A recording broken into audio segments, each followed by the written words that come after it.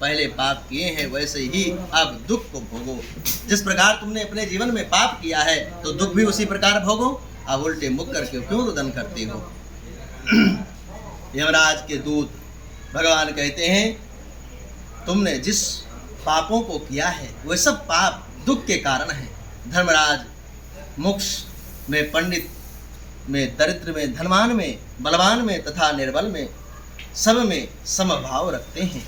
इस प्रकार पापी चित्रगुप्त के वचन सुन अपने किए हुए कर्मों का विचार कर निश्चल हो मौन धारण करते हैं तथा चोर की तरह निश्चल हो करके और एक ही भाव में स्थित हुए पापी पुरुषों को देखने के पश्चात उनके पापों के योग्य यमराज दंड देते हैं। जो हमने कर्म किया है, जो हमने पाप किया है, उन सब पापों का दंड हमारे सामने हमको वो सब दिखाया जाता है, सब बताया जाता है कि ये कर्म तुमने किया है। अब जीव क्या करेगा? जीव तो चिल्लाएगा, रोएगा, पर उस समय करने से कुछ नहीं होता है। यमराज कहते हैं, उनके चित्रगुप्त कहते हैं कि अब तुम जो कर्म किए हो उसका फल भोगो। अगर अच्छा कर्म किए होते तो शायद ये दुख तुम्हें न प्राप्त होता। दूत यमराज की आज्ञा से दया रहित हो प्रेतों को ताड़ना देते हैं और कहते हैं कि हे पापी जीव, यहाँ से भयानक नरक में चलो। यमाज्ञाकारी प्रचंड चंडकाद दूत एक पास से उस सब प्रेतों को बांध करके नरक में ले जाते हैं। और नरकों के समीप एक बड़ा सल मलि वृक्ष है और उस जो अग्नि के समान कांतिमाय है, जिसका 20 कोस का विस्तार है और जो 1 योजन ऊंचा है। यमदूत उस वृक्ष में प्रेत को नीचे की मुख करके और ऊपर की ओर पैर बांध के श्रृंखला में बांध करके लटका देते हैं। तब वो आत्मा प्रेत अग्नि से जलते हुए रोता है, रुदन करता है, क्योंकि उस स्थान में उसकी रक्षा करने वाला कोई नहीं होता है। कोई उसको बचा नहीं सकता है, कोई रोक नहीं सकता है, क्योंकि वो तो भोगना ही पड़ेगा। भगवान कहते हैं उस सालमली वृक्ष में बंधे हुए क्षुधा तृषा से पीड़ित पापी लटके रहते हैं। यमदूत ऊपर से ताड़ना करते हैं, उनको पीटते हैं, मारते हैं। पापी जीव हाथ जोड़ करके यमराज के दूतों से प्रार्थना करते हैं कि आप मुझे बचा लो, मुझे बचा लो। लेकिन कौन बचाए? कर्मों का तो कर्म तो भोगना ही पड़ेगा। हे यमदूतों, हमारे अपराध क्षमा करो, हम आप कभी पाप नहीं करेंगे। ऐसे प्रेतों के वचन सुन करके वे यमदूत लोह दंड में से उनको ताड़ना देते हैं, गदा से, भाले से, मूसल से, अनेक प्रकार अनेक तरह से। जिस ताड़ना से प्रेत मूर्छित हो जाता है, मरता नहीं है, मूर्छित हो जाता है और फिर चेष्टा रहित दे करके यमदूत कहते हैं कि हे दुराचारी प्रेत, ऐसे दुष्ट आचरण क्यों किए? क्या संसार में अन्न जल कोई भी पदार्थ सुलभ नहीं था? तुमने किसी को भी किसी समय दान नहीं किया, तुमने ग्रास मात्र अन्न दान नहीं दिया, तुमने वन वैश्य देवाद भी नहीं किया। कभी देवताओं को, अतिथियों को, अपने पूर्वजों को, पितरों को तुमने तृप्त नहीं किया, अतिथियों को नमस्कार नहीं किया, पितृ तर्पण नहीं किया, तुमने अपने जीवन में पितरों को प्रसन्न नहीं किया। यमराज और चित्रगुप्त उस उत्तम ध्यान तथा दोनों के उस मंत्र का जाप भी नहीं किया, तुमने भगवान का यजन नहीं किया। यम की यातना जिस जापात करने से नहीं होती है वो सब तुमने कुछ नहीं किया। ना करने के कारण ही तो ये दुख भोग रहे हो। गृहस्थ धर्म में रहते हुए भी कोई तीर्थ नहीं किया तुमने, किसी देवता की तुमने वंदना नहीं की। गृहस्थ धर्म सबसे बड़ा धर्म होता है। इस गृहस्थ में रह करके जो अपने गृहस्थ धर्म का पालन करते हैं पत्नी और बच्चों के साथ, वो जीव भगवान को प्राप्त हो जाते हैं। देवता की पूजन, वंदन, अर्चन ये सब गृहस्थ ही कर सकता है और गृहस्थ में रह करके ही किया जाता है। यमराज कहते हैं कि अहंकार को भी तुमने त्यागा नहीं, तुम्हारे जीवन में अहंकार भरा हुआ था।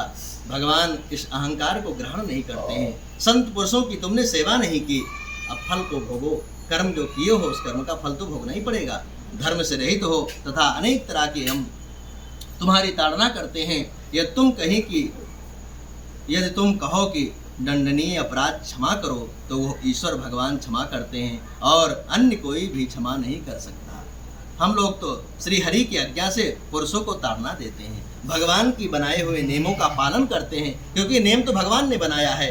जिस प्रकार संसार में कोर्ट कचहरी जज होते हैं, उसी प्रकार धर्मराज भी जज हैं और उनके कोर्ट में गया हुआ जीव उसका हिसाब बराबर होता है। वो चाहे कोई विधायक हो, मंत्री हो, कोई भी बड़ा आदमी हो या कोई छोटा आदमी हो, वहाँ किसी के साथ बराबर व्यवहार किया जाता है, छोटा बड़ा नहीं देखा जाता है। इसलिए यहाँ जो आता है उसको ताड़ना मिलती ही मिलती है कर्मों के अनुसार। भगवान की आज्ञा, भगवान हरि का तुम भजन किए होते, भगवान हरि का, ईश्वर का प्रार्थना किए होते, तो शायद आज तुम्हें दुख न मिलता, क्योंकि भगवान का नाम समस्त पापों को नष्ट करने वाला है। कलयुग कलिकाल में भगवान का नाम ही जीव को भवसागर से पार कर देने वाला है। जो जीव भगवान के नाम को पकड़ ले उसका उद्धार हो जाए। अजामिल ने भगवान के नाम को ही तो पकड़ लिया, इसलिए बच गया, यमराज के यहाँ नहीं गया, भगवत धाम चला गया। ऐसे भगवान का नाम है, पतित पावन है, भगवान समस्त पापों को नष्ट करने वाले हैं। ऐसे वचन कहकर यमराज के दूत दया रहित होकर के पापियों को ताड़ना करते हैं। तब प्रेत जले हुए अंगार की तरह होकर के तड़पता और नीचे गिर जाता है। उसके गिरते पुनः सल्लमली वृक्ष के पत्र उसके ऊपर गिरते हैं, जिससे उसके अंगों का छेदन होता है और उसको कुत्ते भक्षण करते हैं। तब प्रेत दुखी होकर के रोते हैं, रुदन करते हुए प्रेतों का मुख धूल से भर जाता है। पास में बांधकर यमदूत अनेक प्रकार के यातनाएं देते हैं, मारते हैं। अन्य यमदूत उनको भी ताड़ना देते हैं। कोई यमदूत आरा आदि से उसको लकड़ी की तरह काटते हैं, चीरते हैं। अनेक प्रकार के दुख हैं, उस दुखों को भोगता है, लेकिन जीव का कभी विनाश नहीं होता है, कष्टों को भोगना पड़ता है। यमदूत नरकाद की भूमि पर गिरा करके और अनेक प्रकार से उस जीव के टुकड़े टुकड़े कर देते हैं। जो भी भगवान के विधान में बनाया गया 28 नरकों में, उस प्रकार उनको दुख मिलता ही है। कितने दूत भूमि में गड्ढा खोद करके पापी को कट पर्यंत उनको गाड़ देते हैं, उनके सिर में बाणों से छेदन करते हैं। कितनी भी पापी यमदूतों द्वारा यंत्र में रखे हुए ईख के दंड की तरह पैरे जाते हैं। जिस प्रकार गन्ने के रस को निकाला जाता है, ऐसे जीव के ही शरीर के रस को निकाल लेते हैं। कितनों को यमदूत अंगार रही जलते हुए काष्ठ से चारों ओर लोहे से गर्म करते हैं। भगवान कहते हैं, गरुड़ जी, कितने को दूत अग्नि पर तपे हुए घृत में, कितने को तपे हुए तेल में डाल करके अनेक प्रकार से यातनाएं देते हैं। कितनों को हाथियों से, बाघों से, सर्पों से उनको कटवाते हैं, गिरवाते हैं, छेदन करते हैं। कितने को मस्तक में, नेत्र में वज्र समान तीक्ष्ण चोंच वाले काक पक्षी तथा मांसभूत लोभी गिद्ध पक्षी मारते हैं, खाते हैं। जीव की अनेक प्रकार से दुर्गति होती है, क्योंकि हमने जो अपने जीवन में कर्म किया है, उस कर्म के अनुसार हमें सुख और दुख की प्राप्ति होती है। श्री सूत जी महाराज कहते हैं, इसलिए पुराणों की कथा को ध्यान से सुनना चाहिए। जब आदमी जीव इस गरुड़ पुराण को अपने जीवन में सुनता है, धारण करता है, तो सुन करके उसके मन में विचार आते हैं कि नहीं, हमको ऐसा कर्म नहीं करना। इसलिए जीते जी गरुड़ पुराण को सुनना चाहिए, तभी तो हम जान पाएंगे इसमें क्या लिखा हुआ है। कैसे जानेंगे? जो जीव चला गया, अब वो कैसे इस व्यवहार को कर पाएगा? लेकिन सुनने मात्र से उसका भी कल्याण हो जाता है, उसको भी भगवान की प्राप्ति हो जाती है।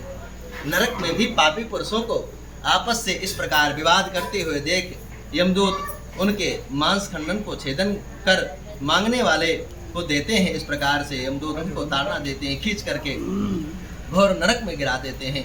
और मलि वृक्ष के समीप बहुत से दुख देने वाले नरक हैं। उन नरकों में जो बड़ा दुख है, उसे वाणी से भी नहीं कहा जा सकता है। भगवान कहते हैं, गरुड़, वो वाणी से भी कहा नहीं जा सकता है। गरुड़ 84 लाख नरक हैं, 84 लाख, इनमें 21 प्रधान भयानक नरक हैं। हे गरुड़, उनके और 28 नरकों का वर्णन है, और 21 नरक जो हैं वो भयानक दुख देने वाले हैं।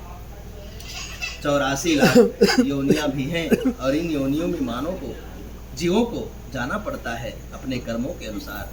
भगवान कहते हैं, हे गरुड़, अब ध्यान से सुनो। ताम्रस, लोह, कंस, महारौरो, सलमली और रौरो, कुंभमल, कालसूत्र, पूत, मृतक, संघात, लोहादि, सर्विस, संप्रातपन, महानिर्णय, काकोल, संजीवन, महापथ, अभिच, अंधतापृष, कुंभीपाक, संप्रातपन तथा तपन से ये अनेक प्रकार के 21 नरक, जो अनेक तरह के यातना भेदों से रचे हुए हैं और अनेक यमदूतों से परिपूर्ण है। इन नरकों में धर्म वर्जित पापिष्ट मूर्ख गिरते हैं। इस नरक में वही जाते हैं जो अपने जीवन में पाप करते हैं। अधर्म करते हैं और नरकों का यातना उनको भोगनी पड़ती है। कल्प अनेक यातनाएं उनको भोगनी पड़ती है। नरकों की वेदना को कल्प पर्यंत भोगना पड़ता है। भगवान कहते हैं कि केवलेन हाद्रमेणं कटुम्ब भरणो सुखा यात जीवो आधन्तामृषं चर्मं तामसापदम्। स्त्री तथा पुरुष परस्पर अधिक विषय सेवन से ताम्रस अंधताप मिश्र नवरो नरक आदि की यातना को भोगते हैं। इसलिए ऋतुदान और विषय वासना से लिप्त नहीं होना चाहिए। कोई पुरुष ईश्वर के निमित्त दान को न कर केवल कुटुंब का भरण पोषण तथा अपने उदर का भरण करता है, ऐसे पुरुष भी दुख को भोगते हैं। इसलिए ऐसा नहीं है केवल परिवार का कुटुंब का ही पोषण करते रहें और भगवान का भजन न करें। ऐसे पुरुष भी कुटुंब का भरण पोषण करते हैं तो अपनी देह को छोड़ करके परलोक में नरकादि के दुखों को भोगते हैं। जिसने अनेक प्राणियों में वैर भाव करके अपने शरीर का पोषण किया है, वह शरीर को त्याग करके भी पाप रूपी पथे को साथ में ले एकाकी नरक में जाता है। अन्य कोई भी संग नहीं जाता। ईश्वर को त्याग कर कुटुंब का पोषण किया, इसी देव प्रेत पाप का संचय करने से नरक में जीव भोगता है। इसलिए कुटुंब परिवार में रह करके सबको साथ लेकर के भगवान का भजन भी करना चाहिए। जैसे धन लूट जाने से जीव दुखी होता है, वैसे अधर्म से कुटुंब का भरण पोषण करने वाला पुरुष सब नरकों में भोग करके अंधतामृष नरक में गिरता है। हे गरुण, यह जीव मनुष्य लोक के नीचे जितने नरकाधीनों को अनुक्रम से भोग तदंतर पवित्र हो पुनः यहाँ आता